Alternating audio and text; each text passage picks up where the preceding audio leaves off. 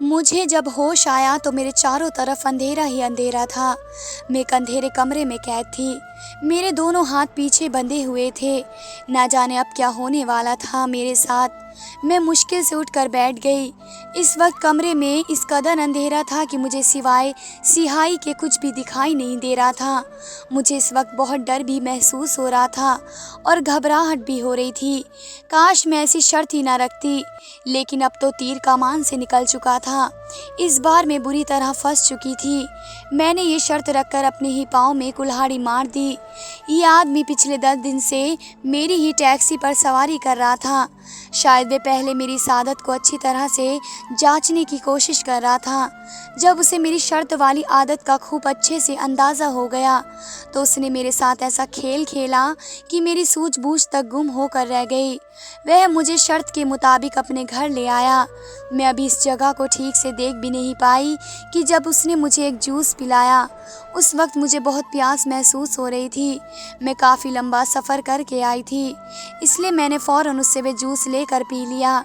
लेकिन मैं नहीं जानती थी कि जूस पीना मुझे इतना महंगा भी पड़ सकता है। जूस में इस कदर तेज़ नशा था कि चंद लम्हों में ही मेरा सर घूमने लगा। मैं चाहकर भी खुद को होश में नहीं रख पा रही थी।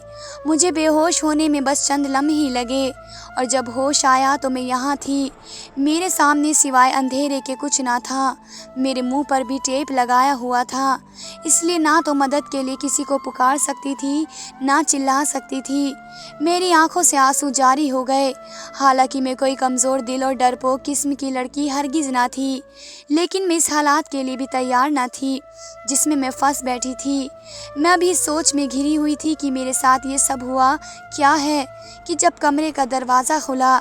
मुझे एक काले कपड़ों में वह आदमी अंधेरे में एक काले साए के बराबर ही लग रहा था। वह जैसे ही कमरे में आया, उसे दरवाज़ा बंद किया। कमरा फिर से अंधेरे में डूब चुका था। मैं बड़ी मुश्किल से ज़मीन से खिसकती हुई दीवार के साथ जा लगी। अब मुझे वह आदमी दिखाई तो नहीं दे रहा था, मगर उसके कदमों की छाप मेरी तरफ बढ़ रही थी।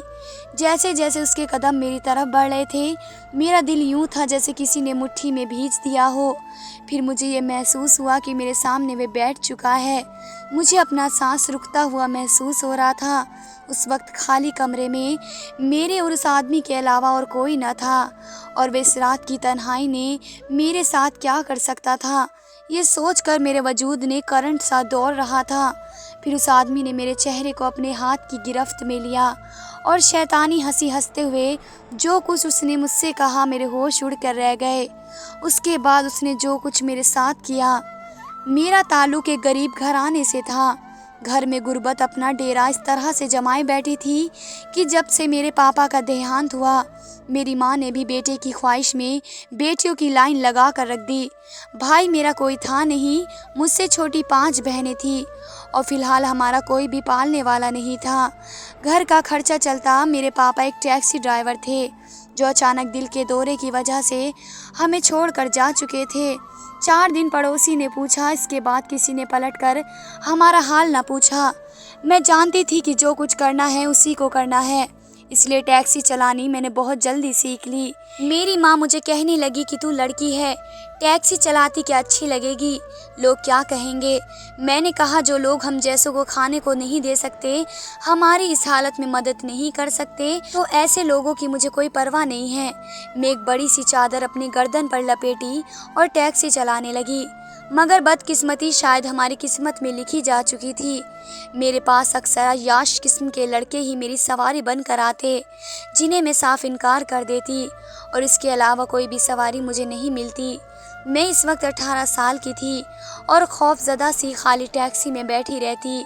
रात को खाली हाथ घर जाती तो माँ आंसू बहाने लगती।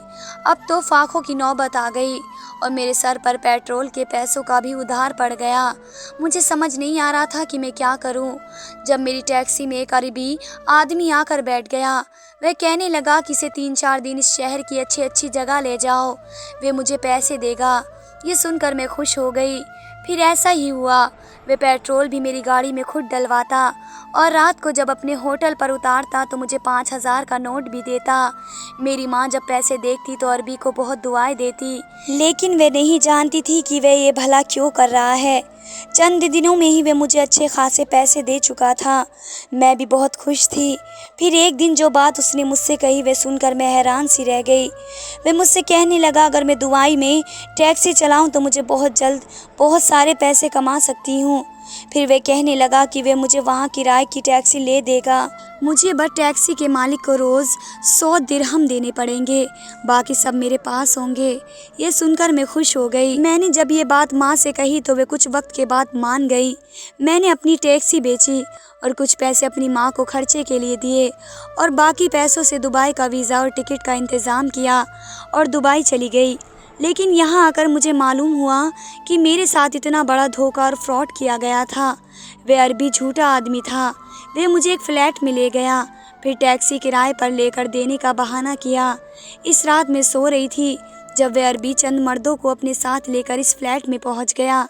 मेरी आंख शोर से खुल गई। मुझे मर्दों की शोर की आवाज़ सुनाई देने लगी तो मैं उठकर कमरे के दरवाजे के पास आ गई। जो बातें मैंने वहाँ सुनी वे मेरे होश उड़ाने के लिए काफ़ी थी। मेरा रंग एकदम से फीका पड़ गया। मैंने सबसे पहले अपने कमरे को लॉक किया और फिर वहाँ से फ़रार होने का रास्ता ढूंढने लगी। बिल्डिंग के जिस फ्लोर पर मैं थी वह 10वां फ्लोर था। मैंने खिड़की से झांक कर देखा तो दिल कांप कर रह गया। मैं रोने लगी। मैंने कैसे सोच लिया कि वह अरबी मेरे साथ भलाई कर सकता है। मेरी जान उस वक्त निकली जब किसी ने मेरे कमरे का लॉक घुमाया। मेरा दिल हलक में आया। वे 3 आदमियों से आज की रात का मेरा सौदा कर चुका था। मैं ये गुनाह नहीं कर सकती थी। अब मेरा दरवाज़ा बुरी तरह से ज़ोर ज़ोर से पीटा जा रहा था, पर मेरे हाथ पांव घबराहट में ठंडे पड़ चुके थे। मैंने हिम्मत नहीं हारी और खिड़की से बाहर निकल गई। खिड़की की मोटी पाइपलाइन को मजबूती से पकड़ लिया। शायद 2 बजे का वक्त था, इसलिए सड़कों पर रिक्शा ना होने के बराबर थी। मुझ पर किसी ने भी गौर करने की कोशिश नहीं की।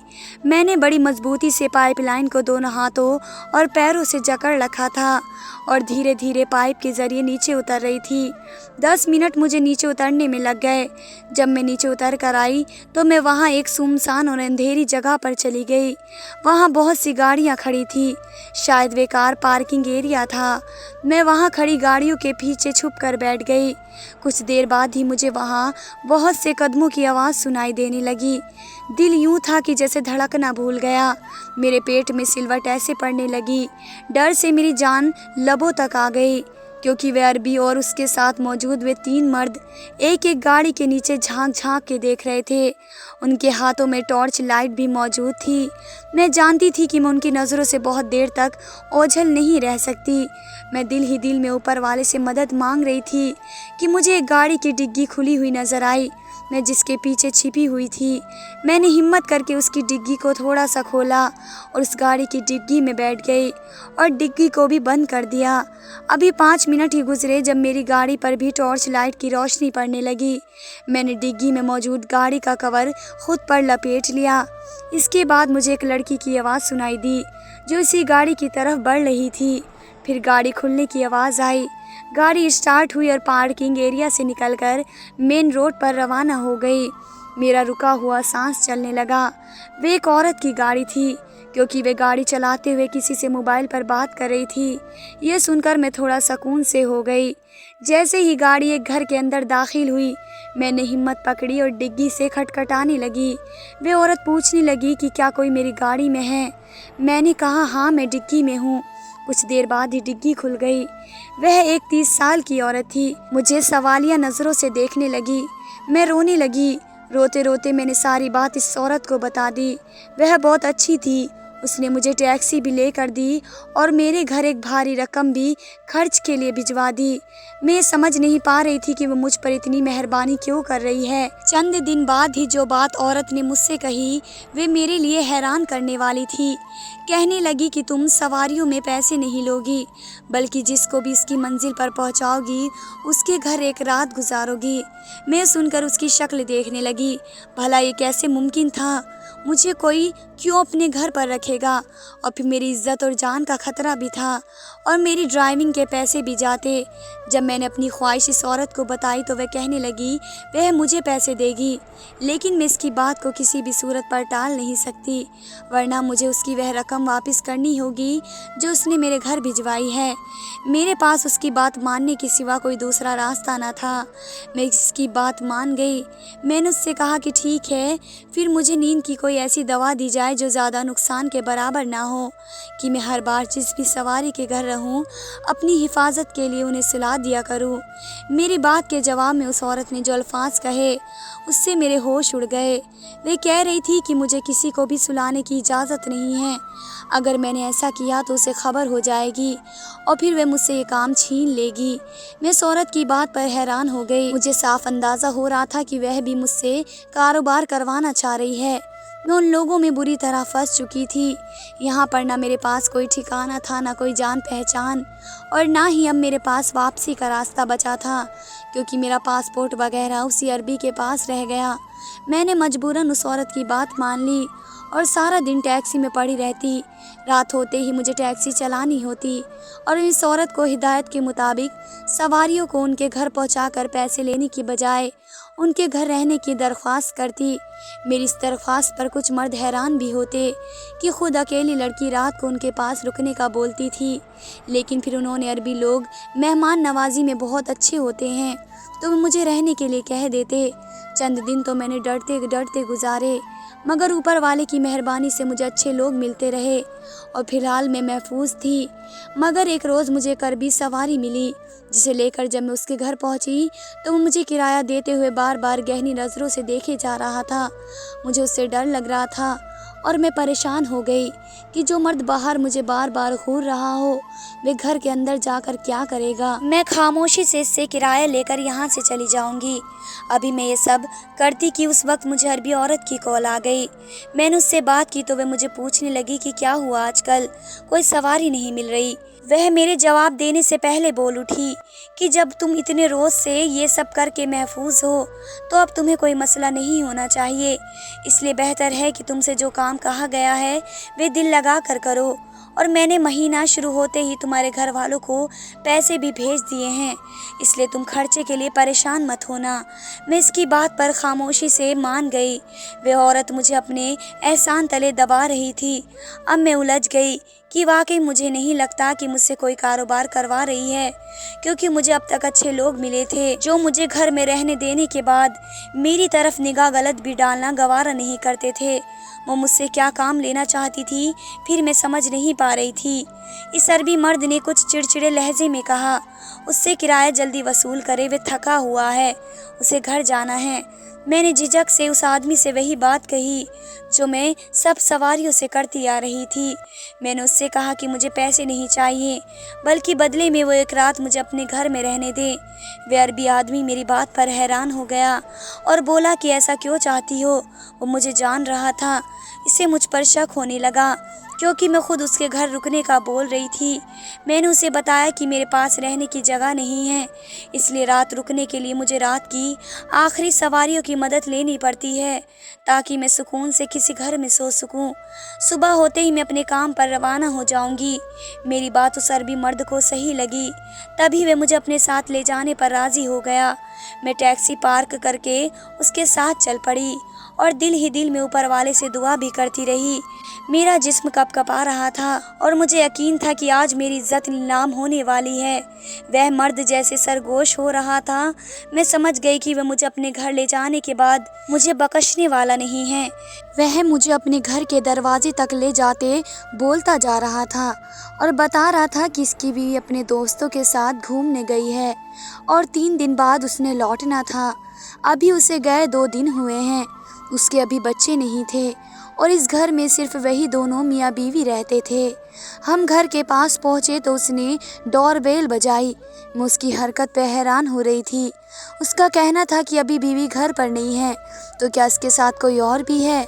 जब दरवाज़ा नहीं खुला तो अरबी आदमी बड़बड़ाते हुए अपनी पॉकेट से चाबी निकालकर दरवाज़ा खोलकर अंदर आया।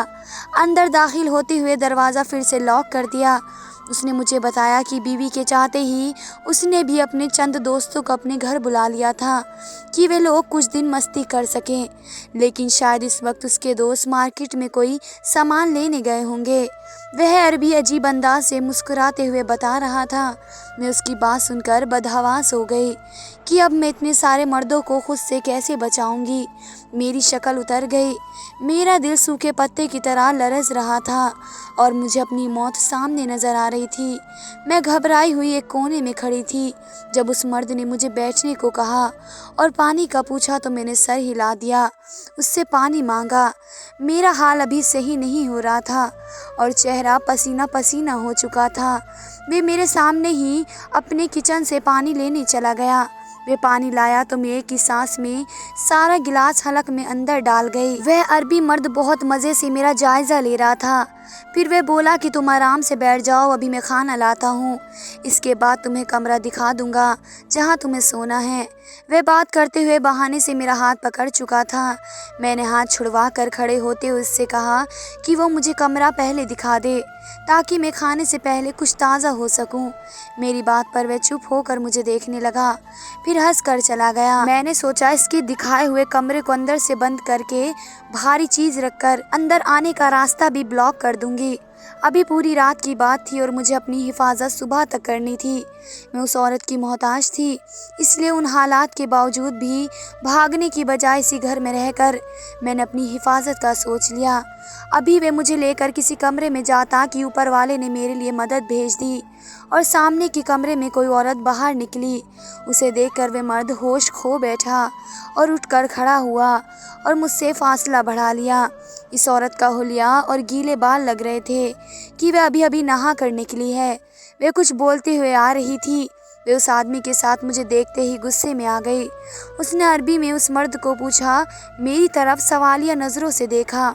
इसके चेहरे के रंग उड़ चुके थे, देखकर ही लग रहा था कि वे बहुत गुस्से में हैं। वे मर्द जाने क्या क्या बोल रहा था कि वे औरत मेरे पास आई और मुझे सख्ती भरे लहजे में इंग्लिश में पूछा कि मैं कौन हूँ और रात के वक्त उसके पति के साथ इसके घर में क्या कर रही हूँ। मैंने इस औरत को भी वही कहानी सुनाई और मदद की दरख्वास्त करते हुए मैंने उससे सिर्फ एक रात के लिए उसके घर में रहने की इजाज़त मांगी। मेरी बात पर उस औरत के अंदाज में नरमी आ गई और वह पलट कर अपने पति को वहाँ से भेजने लगी। वह भी मर्द झटके से पलट कर जा चुका था। मैंने चैन का सांस लिया और उस औरत ने बताया कि वे दोस्तों के साथ 3 दिन के लिए बाहर गई थी, मगर 2 दिन में ही बुरी तरह थक चुकी थी, इसलिए वह वापस लौट आई। अपने पति के दोस्तों को भी वह आते ही घर से निकाल चुकी थी। उसे अपने पति के अय्याश दोस्त पसंद नहीं थे। मैं शुक्र कर रही थी कि वह औरत लौट आई, वरना मेरा न जाने आज क्या होता। मैं उस मेहरबान औरत के कमरे में सो गई। उसने मुझे बहुत शानदार सा नाश्ता करवाया और मैं उससे मिलकर शुक्रिया अदा करती अपनी टैक्सी में रवाना हो गई। मैं हमेशा अच्छी सवारियां मिलने पर सुकून से हो चुकी थी, अब फिर भी मैं डर गई और मेरा डर कुछ गलत भी नहीं था, क्योंकि इस किस्से से अगली रात मेरे साथ वह हुआ जिसके बारे में मैं पहली रोज से डरती आ रही थी। अगली रात आखिरी सवारी एक अरबी मर्द की थी। मैं उसे देखकर डर गई, क्योंकि उस मर्द को मैं पिछले कुछ दिनों से किसी न किसी जगह पर देखती ही रहती थी। मुझे ऐसा लगता था कि जैसे वह मेरा पीछा करता रहता है, लेकिन वह कभी मेरी टैक्सी में सवार नहीं हुआ, इसलिए मुझे लगता था कि मेरा वहम है। आज वह सवार भी हो चुका था। इस आदमी के बैठते ही मैं एक अजीब तरह के खौफ का शिकार होने लगी। उस मर्द ने मुझे गौर से देखा और अपने घर का पता बताया और खुद खिड़की से बाहर देखने लगा। सारे रास्ते वो ऐसे ही बाहर देखता रहा और एक बार भी मुझे नहीं देखा। मैं कुछ सुकून से हो गई कि वह बुरा आदमी नहीं है।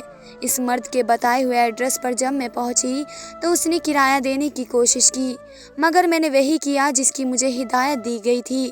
मैंने उससे कहा कि मुझे किराए के बदले अपने घर एक रात के लिए पनाह दे दो। अपनी बात के जवाब में उसके अंदाज पर हैरान रह गई। बाकी आदमियों के मुकाबले में मेरी बात से बिल्कुल नहीं चौंका, ना हैरान हुआ। उसने सर हिलाकर मुझे अपने पीछे आने को कहा और आगे बढ़ गया। उसका अंदाज़ा बहुत लापरवाह सा था, जैसे उसे फ़र्क ना पड़ता हो मैं उसके पीछे जाऊं या नहीं। मैं उसकी तरफ से बेफिक्र होती जा रही थी। वह मुझे जिस घर में ले गया वह घर से आधा ही पुराना इमारत लग रही थी। मैंने घबरा कर उससे सवाल किया, ये कैसी जगह है? अगर इसके पास रहने को जगह नहीं है तो वह वापस लौट जाती है। मेरी बात पर वह पलट कर मुझे देखने लगा, फिर एकदम मेरी तरफ बढ़ा और मेरे समझने से पहले मुझे दबोच लिया।